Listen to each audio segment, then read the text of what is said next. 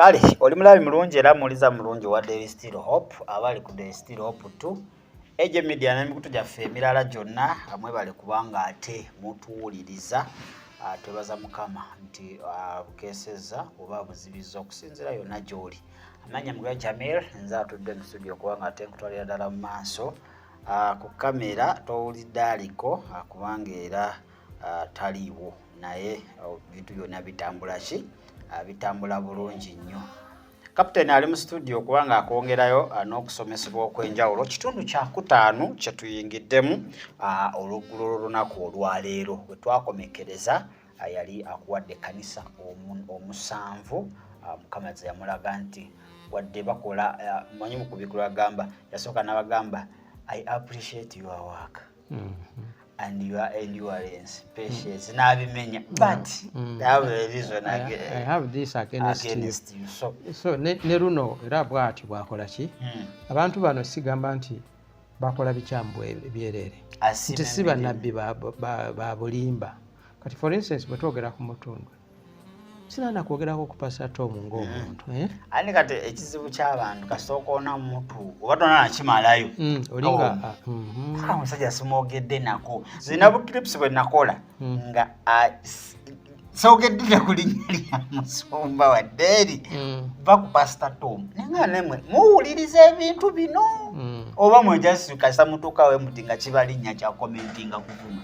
Exactly. So ndowooza nti mukama yamulaga ensonga naffe in fact we baagera ku church eyo don't look at mutu don't look at Miracle Center Cathedral oba kanisa endala busy ku personal level. Bano bantu abalina okwenenya so they are individuals. Yes. Kati Miracle Center it was very clear yali musumba yennyini kakati Mutundwe nayo njogera ku musumba atali Tom yalina okwenenya naye oli okwo first of all abantu okumanya kutono Mutundwe is a public place. Of course. Ze kanisa za lukale ogendayo anybody is free to go there. Toyina registration toyina kubeera ngo registered okuyingirayo tewali invitation ne kakati gwani abeera eri ngo kati kankusese manyi Yesu yakozesanga nnyo obugero nange njagala nnyo obugero olaba akapapi akabwakato olwokuba kabaka akalaba ensi bwe kalaba ekiyenje kaboggola bwe kalaba ekinyonyi nga kiyita eri bwe kalaba enjovu kwegamba n'abantu abalokola abamu kwegamba alabe buli ekimu ekitambula ye alowooza nti Mukama yamuwaaki okuboggola alina okuboggola naye embwa bwekula etandika okulaba nti ebintu bino biri ordinary ogiyitako naawe nekola ng'ogitankudde ng'olinnye mu mirembe gyayo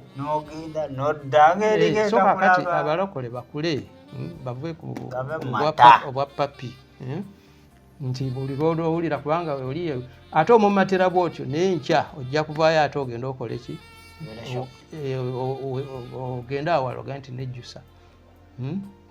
Waliwo yakoze comment yawo kyeka tewakirabye naye si ku vidiyo yo waliwo omuvubuka wano gwe nakyaza yagamba nti yagenda Mutundwe ate teyayogedde anything bad about Mutundwe yagamba yagenda Mutundwe mulundi gumu naye ye teyawulira kyakolaki kyakuddayo mbu ye alina bye yalabayo nga ye kati oyo omuntu yawandisa statement amazima nentegeera nti abantu twaddayo okubanga tusinza ebibumbe naye nga tetumanyi tutya yagambye don't talk about Mutundwe. Mutundwe is the most perfect place. Kino ekyo kyankubye wala neŋŋamba what mpozi kye tulina okuyiga ekirala nti Katonda Yesu yagamba nti kitange yennyini yampa abantu kati lwaki oyo ayinza okuba nga yagenda Mutundwe nga kye yali yeetaaga mu nsi y'omwoyo si we kyali era yali tasobola kukiraba nga alina kulabawo ki kibi kyerere era namugamba maye emizimu egizuula nti wano ogenda sumululwa gikuleetera disorganization. Exactly. So oyo alina ebizibu bye naye kakati ate oli okugamba nti the most perfect you know that is superlative okugeraageranya ne kati most perfect wa munsi uno wonsi tewali the most perfect place wano tewali wona under the earth buli kubonabona kwerere kati oyo ayogera bw'atyo oyo si ye musumba akulira ekkanisa yennyini agikulira amanyi obuzibu obuliyo era buli lunaku afukamira n'asaba Mukama akole ki amusaasire busaasiri ekintu kireme kukola ki bwe kintu bwe kibanga si gwe okisitudde kwegamba toyinza kumanya buzibu bwaki so abantu abalokole nze omulanga kujjako ng'omwoyo omutukuvu yakugambye nti okole ekintu ate ng'oli sure kubanga ne sitaani ayogera n'endowooza zaffe even minds kankubulira ekintu kimu the key to learning is silence bw'obanga oyagala okuyiga sooka osiriikirire ate era omutume Yakobo yatugamba naye bw'obeera ne biased mind buli saawa buli kyowulira kubanga teboogedde kyoyagala biki oba togenda kuyiga naye nekyanza abantu abo nabagamba here we have mu comment wali abatazisoma ng'oli tasoma comment nga talina nabudde bucommentinga but he follows egamba okusinga okuyombera mu comment section where people will not get your argument abamu temanyina luzungu lwandiise lusoma you come jangu tuula eno ntuule wano captain atuule wano ngeri captain izo okusinza ku statement yo these are my views naye akuwe views ezize abalabi balina omwoyo omutukuvu they'll assess kakati waliwo eyagambye tulinga era abakyali ku comment naye kalino kanjiiseewo yagambye nti naffe tufuna ebirooto n'okwolesebwa kakati kituufu naye lwaki sigwa oli wano buli omu kankubulire n'abalalu abo balaba ne bakasiru baloota lwakuba teboogera bonna bonna baloota naye kisinziira bubaka butume kisinziira ku birooto by'ofuna buli omu ndowooza buli mulokole alabyeko ng'akuba omusota n'agutta kiyinza okuleeta wano kati ife kituleeta bubaka kati bwanga tebakutumanga bwebeera eyo obeere consumer wali obubaka obubwo wano Ezekiel 33:37 agamba abantu bonoona naye nkulonze nga watchman 33 Ezekiel 33:7 I've called you, I've appointed you as a watchman yoli akuuma omulinzi wali naga nti omuntu ajja kukola nja kusindika w'omwonoonyi gw'ogaana omugamba afuire mu kibi omusaayi ogwo ngenda kukola ki kugukubanja so kakati nze ndi ku mulimu nange neetaasa ndi ku duty baleme kubuuza bibuuzo naye gwe batatumanga ebirooto bye ebisinga olaba abasajja bya mwoyo bikwegatta nawe byegatta naawe bikikati eyo si mboozi sibuweereza wala yavudde wano yansesezza yalootanga tezimugoba embizi embwa ebyo byonna birooto embizi sitaani mujozi tewaliyo kyataleeta anyway tubadde comment section eyo mugikozese bulungi by the way osobola ofuniramu answer z'ebintu ebirala byonna bye badde tokoze ki bye badde tofunye kakati wetwawumule mu kitundu kyaffe ekyokuna abantu balina endowooza ez'enjawulo omuntu agenda n'aleeta endowooza ku kintu ekyaliwo 80 naye nga yo wa 2000 naye nga wootunulira nti history agendera ku bantu byeboogera tatekingako na step akukolako research kyekizibu kyabalokole nti ivasitaani akyafuga especially mu Africa tetukola research tetusoma tetwagala kusoma tetwagala kukola research n'ebyokuwuliriza bye baleeta nti kakale oba tosobola kusoma tolina budde busoma katukuleetere audios olabe oba videos owulirize nazo tebakola ki tebaagala naye ate baagala okukola analysis ku bintu kubanga oba kuyita wano tugeze nti jawa okola analysis ku kintu ekiti omunakubirese nti ku Monday enkya tugenda kukola show ku kintu ekiti abaakuwadde task to go and make study. Oleme kujaala nti bakulabe nga oli empted. So abantu boogera ebintu bingi especially ku Musumba Kayanja. Fano tewali gwe tuwolereza. Wano twogera mazima. Luwadde mbogga twala, luwadde mbogga leka. So anzi nange we nakulira nabiwulira. Aboogera nti Musumba yali atunda omwenge. Bwe yana ssente ezazimba cathedral. Musumba yatundira omwenge mu ebbanga eriwera. Kwe kufunamu akasente. Kakati gwe ate otugamba Musumba oyo bawa balimba. Kubanga ogwo omwenge nakyengumanyiiko gwe bamwayirizaako kyetwagala owulira. Kyennyamiza okubeera wano nga ndabika nga adefending omuntu atamanyi nakumanya. Mpulira nga kyannaku kubanga naye amazima googerwe. Kubanga oba oli awo Mukama alimbuuza naga kino wakimanya lwaki waleka tewakyogera. Waleka obulima ne busaanikira. Katuddeyo emabega. Ntuula senior 687 nfunirawo omulimu ku mmeeri. Wiiki eddako omuntu yaloota nze byange bibadde bya birooto.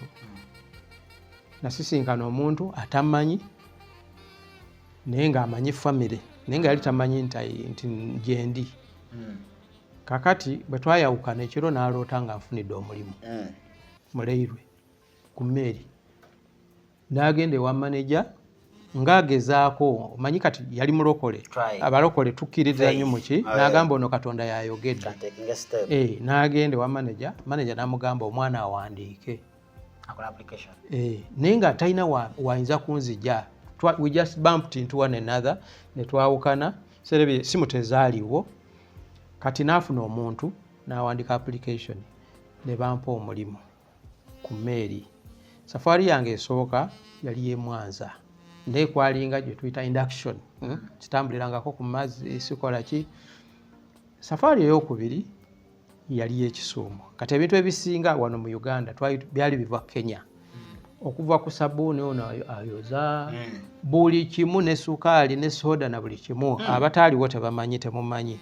Naye wano Museveni bwe yatekingira over wano tewaaliwo kintu kikolebwa mu Uganda. Amini yali alinoonye buli kimu. Okay. Byatandika kwa Amini naye kati ne bote era byeyongera kukola ki kiringa oli yateeka ekintu kaserengeto economy netandika okukola ki buli eyagezaako okugiyimiriza ng'emuyinga. So by that time buli kimu kyali kiva ku mmeeri. Era nze bwe nafuna omulimu ku mmeeri ab'enganda zange baamanya kubanga olaba ekibuga kino Jinja emmeeri bagiyita MV Victoria yajjanga eyo ku Jinja Pier ng'ehuutinga efuuwa ki eŋŋombe. Bw'efuuwira wano paka Kakiro eri bawulira paka wa eŋŋombe y'emmeeri ng'ekibuga kyonna kidduka kyeyiwawa ku mmeeri kufuna ku bintu eby'ebbeeyi entono masepiki biki n'omugaati guno gwe tulya bwavangawa. So kati bwe nfuna omulimu ku mmeeri nze nganze omunaku nalabira ddala omukisa ate nakulanga siri wa malala kakati safari eso eyeyo ey'Ekisuumu eyo omuntu yantuma n'aŋŋamba olaba buteepu buno bwa kaseti radio kaseti wazirabako kakati Kenya bwali officially nga buli kusinja 35 eza Kenya zaali sente nyingi naye ffe nga bwe tutwala tutunda 15 ate ne tufunako 10 ku 10. Yes otunze less than a half the official price naye nga gwofunako 10 ku 10 price differential nga nene. Kati omwami ono yaŋŋamba nali ngenda Kampala kubanga nali nviira Kampala okujja wano n'aŋŋamba young boy bw'oba ojja nzigira ne tapes yampa sente za step 5 500 ye yennyini n'aŋŋamba nti buli teepu eri ku siringi 16 nga bakakyusa sente zino za Museveni kubanga bazikyusa era mwaka ogwo gwennyini. Kakati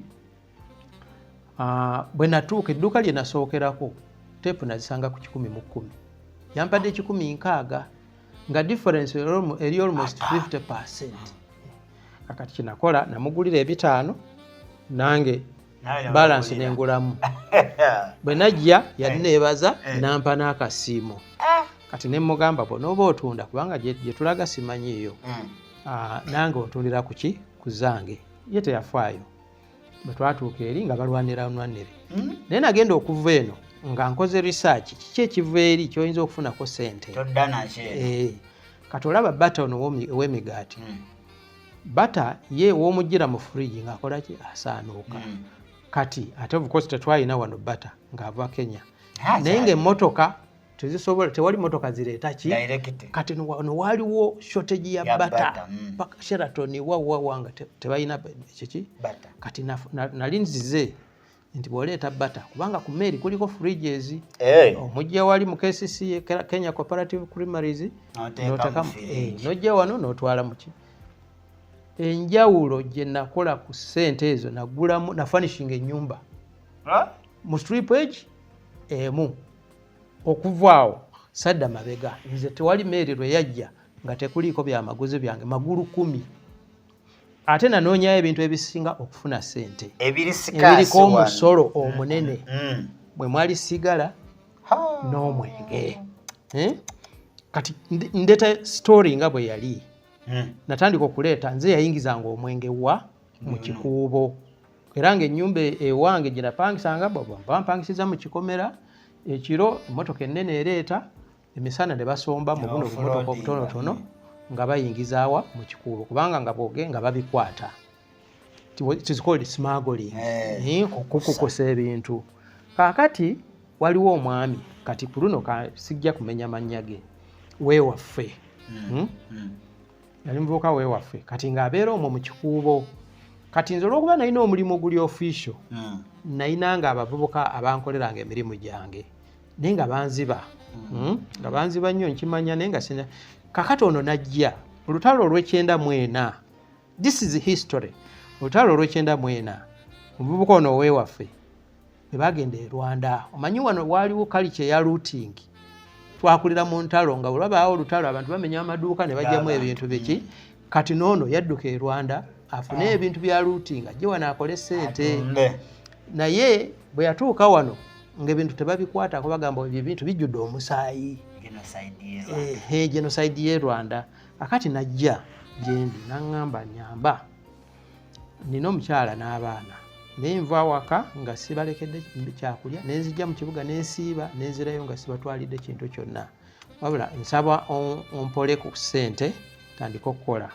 Ali namutunuulira neŋŋamba ondamuli neŋŋamba ono weewaffe ali avubuka abadde banziba naye lwaki sikola n'ono. Kakati najja jjukira nze nina omulimu ogwange ogw'okuvuga emmeeri. Oluusi mutuuka emmeeri ezo muzikyusa nga waliwo ejja balina okuoffroadinga ate train ekola offroading teriiwo waliwo sinagisi ng'olina okubeererawo awo kati nga sobola kukola bizinesi. Nayinanga abantu abankolera ki bizinesi. Kati omwami oyo yali akola bizinesi yange ey'omwenge. Omwenge gwe njogerako gulinga ogwange ogwo gwe bakwatira ewa Kayanja tegwali gwange naye nkubulira inside story nga bwekola ki tandika bitya. Kakati essaawa etuuka 9:05 nze ngenda Makerere okukola ki okweyongera okusoma. Awo n'omwami muyita mugamba kakati wajja oyagala nkuwole naye kati njagala ekkuba olimanyi buli kimu bizinesi ogimanyi kwegenda mu maaso otandikira awo nenkwata kapito buli kimu ng'akimanyi yali akola nga bakasitoma bonna yabamanyi gye tugula gye tusapulayinga na buli kimu. So n'asigala mu bizinesi eyo.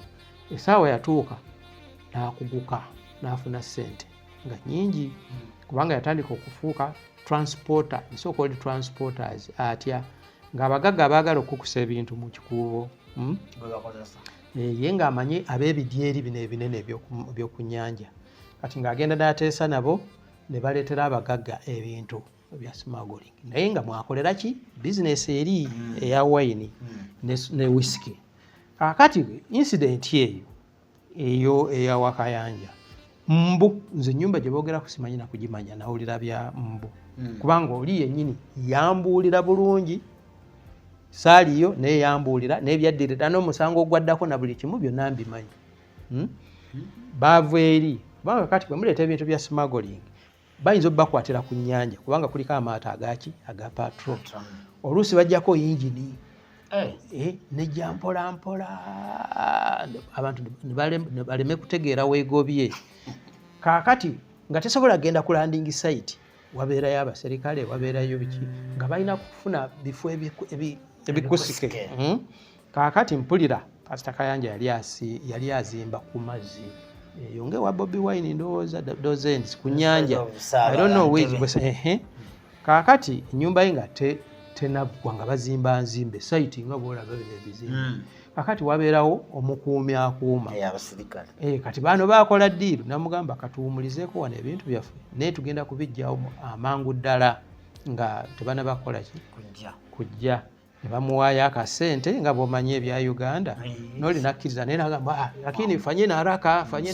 mugyewo ebintu byammwe kati batandika okukola ki okufuna obwato obutonotono ne basomba naye era nga bw'omanyi kwaliko emirere ba informa bali tebonakya nga bali bagobye anti-smuggling unit nga bakwata bintu bye basangawo nga babitwala mu stores za revenue ndoza bakwatiramu n'abantu kubanga bakukwata is a crime bakwatiramu n'abantu ne bagenda ne babaggalira kakati gwe ne bodduka era oba olina okudda at least ogyeyo abantu bano kakati bano akakodyo ke baakola baleka poliisi ya revenue eri nti bakukwata n'ebintu bakukuteko ne items 10 bakubuuza invoice empapula ku bitambulidde giwagigula bwe kubaako 10 bagamba wabiyingiza mu economy so olina okubisasulira omusolo byonna si bino byokka bye bakutteko kati kye baakola abaami bano yadde nga baali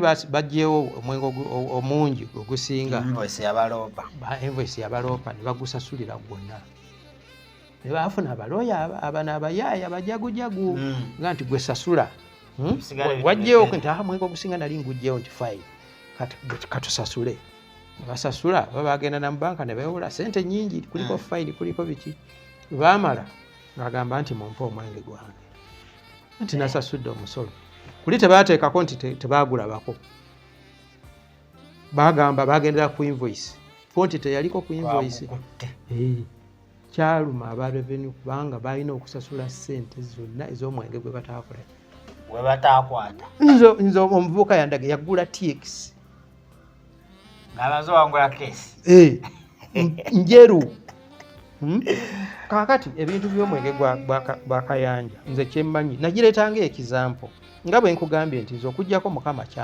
kyandaze ate Katonda oyo tatera kuweebula nnyo bintu by'abantu kankubuulire ebyabaweereza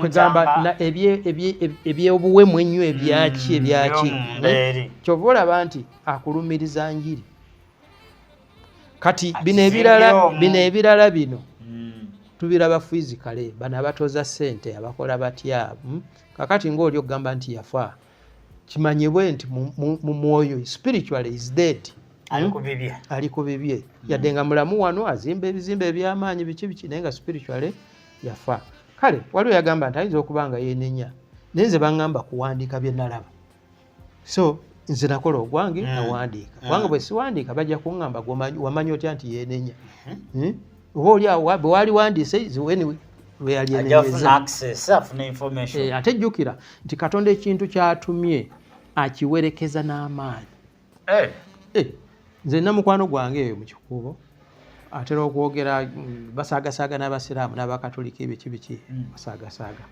naye tebamufaako naye nze njogera ekigambo eki kifumita olaba nga omuntu ayagala kugwa mu bulago lwaki kubanga ekigambo kino kirina power delivering power kati emizimu giri giba gikulaba gireeta gundi backfire so bino bye tumenya sinze simanyi Kayanja ayinza okuba nga alina ensobi ezo zibamwogerako nze simanyi ebyo Mukama tabindaganga kati kino nakireetanga example nga ŋŋamba nti nze nina bye mmanyi bye baamusibako nga baasibako musibe nga teyalina kye yali amanya kubanga nze mbimanyi era mmanyi nti teyamanya naye ne bakakasa abantu oyo akakasa tamanyi kituufu takimanyi. Naye ate ekyo kiraga ki? Hmm? Kiraga nti ebintu ebimu bye bakonjera abasumba oba n'abantu abalala byandibanga bifu. Byandibanga bifu naye omulimu gwaffe ki nga tetunabagenda mu maaso ng'omulokole? What is your work? Kunoonyereza nsobi eziri mu bantu oba olina omulimu gwe bakugamba gwakuwonyesa njiri? Kati abantu bava balekerera ebintu bye balina okukola. Oli ajja kugamba nti naawe kyokola naye ate nze kino kye bantumye kubanga si kya buli omu. Ekyokuconvictinga abantu bano beenenye ekyange kyanjawulo. Ayo naayinza okujagambe naye bakimuwa. N'oyo ajja kujagambe kama yandaga mu kirooto nti nina okwogerawo enti newe nti adifendinge kubanga basinga bakola ku defending nti Mukama yakutuma nti odifendinge omusumba. Ekyo nkidawutinga. Mukama yandaga nti babawaayiriza. Mukama yandaga nti babawaayiriza. Sirowooza saagala kuwakana naye sirowooza kubanga si nkola ya Katonda nti atuma omuntu agenda adifendinge omuntu omulala mu maaso g'abaana b'abantu. Katonda yennyini alina okudifendinga. Katonda yennyini yakola ki? Yakudifendinga. N'agamba nja kulwanira entalo zo. So si gamba nti nja kutuma abantu balwane entalo zo. God doesn't delegate. Ate nga agamba ebyokulwanyisa byaffe tebiri kano si bya mubiri. So amaanyi ga Katonda aga protecting omusumba tegali ate mu mwana wa muntu. Katonda tayinza kukutuma nti genda odifendinga omusumba oyo. Ye yennyini amanyi engeri gyamu defendingamu. So abo bonna abadifendinga bye bakola byabwe. Oli n'agala ku musumba wange nfiirawo. Omuntu oyo aba tamanyi kyakola. Oba agenda mugeena njagenda naye. Anti kakati olaba statement zange z'olya n'oseka. N'eddiini zatandika bwe zityo cults. Kugamba mwana w'omuntu inewe ali cultic. Cult ye yenzikiriza eyetooloddwa omuntu omu. Self-centered. Nga Nabbi Dawudi nkuwa example. Tugenda mu western w'obusobozi. So batunuulidde oyo. Abantu bonna kwegamba basinza omuntu oyo. That is the real antichrist. Era nkubiriza abasumba bonna abali ab'amaanyi beewale nnyo okufuuka abantichrist. Antichrist yaliwa kyekyo kiyimirira wakati w'omukkiriza ne Katonda we. Kimuziyiza okutegeera. Nekyefuula Katonda. Kubanga kakati abantu be bava mu kunoonya Katonda ne batandika okunoonya abantu. Ne bafuula omuntu omutukuvu. Sina mutuukirivu wabula omutukuvu. Oyo ye tayonoona. Kubanga omutukuvu yoyo ali divine almost Katonda. Is different, separate. Okubula. Okubula. Naye tekitegeeza nti bawalampe wabula can we keep on the track? Tusobola okusigalira ku mugendo ogwaki mugende mu mawanga gonna mubafuule abayigirizwa nga mubasomesa ebintu bino bye mbayigiriza. Soma ekigambo kya Katonda okibuulira omulala bwe mulimu oguvunaanyizibwa ki ogwatuweebwa okujjako ate ffe abamu be yayawulamu n'akugamba nti gwe nze nkugyeyo gwe kola kino. Bano bonna sibakkiriza naye gwe nkuwadde olukusa n'obuyinza okukola kino kubanga si buli omwa kino kyakola. Kati nasobola okwawula okulwanyisa bannabbi b'obulimba. Katonda kisoboka okwawula omuntu nti kati gwe nkwawudde okubanga olwanyisa bannabbi b'obulimba. Weebaye okulwana kitegeeza ki? Kubalwanyisa okuwakanyako. Yes, soma Jeremiya. Yalwana nnyo n'abannabbi era abannabbi be baali baagala okumutta. Naye ng'agamba mulimba abantu. Mu kibuga waliwo n'olunyiriri mu Yeremiya omwo abasiraamu we bakwotinga ng'agamba nti abawandiisi baanyoola ekigambo kya Katonda mu Bayibuli omwo. Lwakuba olunyiriri sirulina. Yes. Kati ojjukira story ya Akabu. Akabu ne Mikaaya. Akabu yali teyayagalira ddala bannabbi okubira ddala ku Eriya.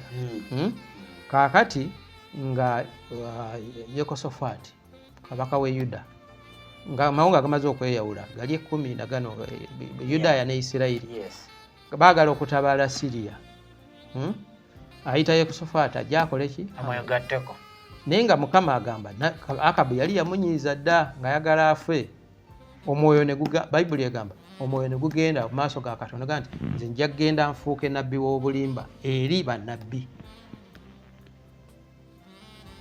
Nabbi omukulu wali bamuyita Zedekiya. Bakabaka bwe bamuyita tunawangula olutalo yagamba mujja kuwangula naye omwoyo guli gwasabye olukusa gwogere byaki ebyobulimba. Teyali nabbi wa bulimba naye obunabbi obwo bwali bwaki? Kitegeeza nabbi omutuufu wali wantuka nawako obunabbi bw'obulimba. Yes. Why? Why? Example yiyo. Omwoyo gwagenda ne gusaba ewa Mukama Katonda. Omwoyo gwali gusaidi ya Katonda oba yali sitaani? Bayibuli bwewandiika. Bayibuli bwewandiika you can google it there. Kakati ne gugende ne gwogera ku Zedekiya. Zedekiya n'alangirira n'agamba mugenda kuwangula. Naye kakati ye Yekosafaati yalinamu n'agamba wali nabbi mulala wano. Teriyo nabbi mulala. Akabu n'agamba wali naye tabeera ku saidi yange buli byalagula. Anti abantu baagala biri ku saidi yaki? Tebaagala mazima. Tebayita Mikaaya. Mikaaya bwe yajja yasooka kudaala mugende mujja kuwangula naye buli omu n'alaba nga akudaala.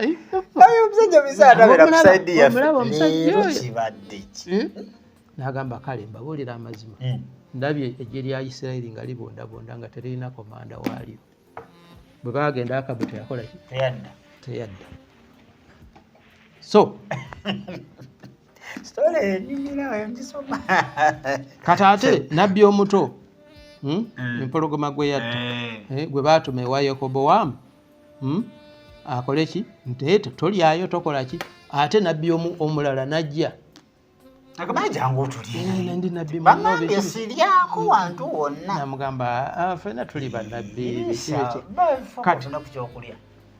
Kati gwolowooza Yesu ne yakola ensobi kubanga yava ku ki? Yava ku instructions. N'oli olowooza yalina malisi oba yalumirwa nabbi munne?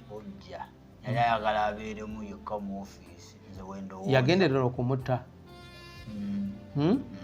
Oba yali akimanyi.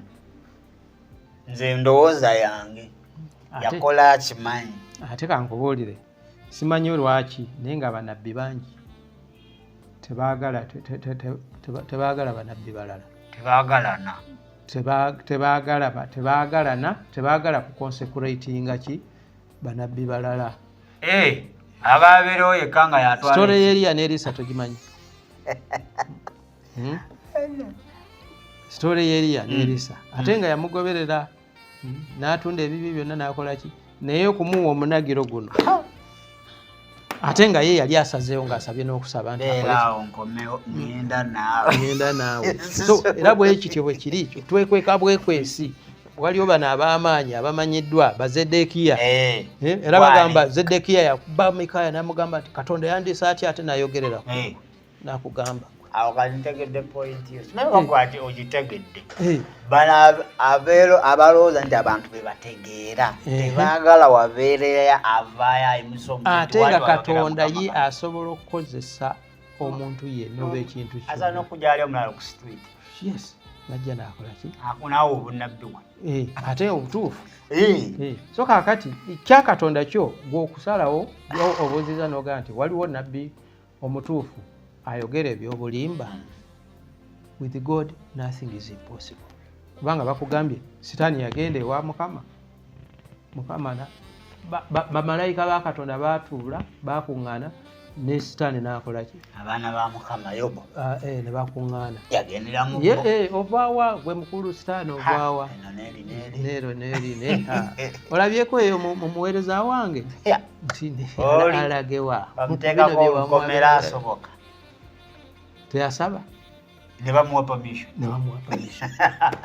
Kakati waliwo ebitutukako nga Katonda akkiriza omulabe nakutulukunya naye ng'akirimu. Kati nkugambye ekintu kimu, omuntu asabe ekintu ekirala kyonna naye osaba obunabbi, minisitule y'obunabbi ng'onoonywera ate otambula n'amagulu ate tosaba obunabbi, tebabusaba bakuwa buwi, bakuwa. Naye bwe bakuwa ensi gyerabire. Nze gwolaba wano nakunyumizaako sitole ya engeri gye nasomamu nsasasula fees nayina nga nze buli kyenkwatako nga kitoola, ne bwengezaako kukola ntya nga kitoola, ngenze okulimba omusomesa n'angamba yitawo n'osoma boarding school emyaka 4 kumpi 5 nga tosasula fees, ng'essomero erikuwa fees. Ebyo byonna byenkugamba ebyebirooto mulimu kufuna eyo Mombasa eyo nze saasoka. Training yali ya myaka 2, nze bangoba nali waka nagenda kukola bibuuzo, era training officer yajja neyekalakaasa wali n'agamba omwana oyo tagenda, tasomye, agenda kugwa. Nze yayita abaali basomye ne bakola ki, ne bagwa. Kutuusa babatwala ne basoma emyaka egi nze ngeri rodendiki. Kati Mukama yampisanga, naye bwe yampita bw'ati nga ne sente ze bampadde nga zigwa. Bw'ompita n'ogamba nti tusinkane ku Alnisa, omala okunkwasa wano miliyoni zo 5, ngenda okutuuka ku paaka nga sizirira. Ozanya n'ekintu kye bayita obunabbi obutuufu. Era bwe ndaba bano abambadde ebyeru, by the way, one of the bye twagala okwogerako, kye nazze nga njagala twogereko, otegeera otya nabbi w'obulimba obubonero mwebuli muno mu katabo. Yes. Eza kye twatugendako ndoza bane katuumulemu katono ye topic ndoza gyoyagala otegeera otya nabbi w'obulimba oba obunabbi okuva obw'obulimba. Kubanga obunabbi bw'obulimba kizibu okuva mu muntu omutuufu, kiba kizibu nnyo unless nga it's permitted by God. Naye olanga omuntu everyday bunabbi bwa bulimba kitegeeza naye munda alimu ensigo eyaki yobulimba. Tugenda kuba nga twetololamu katono tugambye link yonja gibagamba paka oba ojagala. It's all about dreams and visions. Tumanyi tuwangula tutya ebirooto ebibi, tubakaminga tutya okuba nga twerabira bye tuloose. Kitegeeza ekyo kyoloose kyoyinza okuba nga totegedde, ali ebintu ebirala bingi osobola okuba nga osabawo linki tujja kuba nga ate tugikuwa. Tugenda kwetololamu katono kitundu kya 6 kye tugenda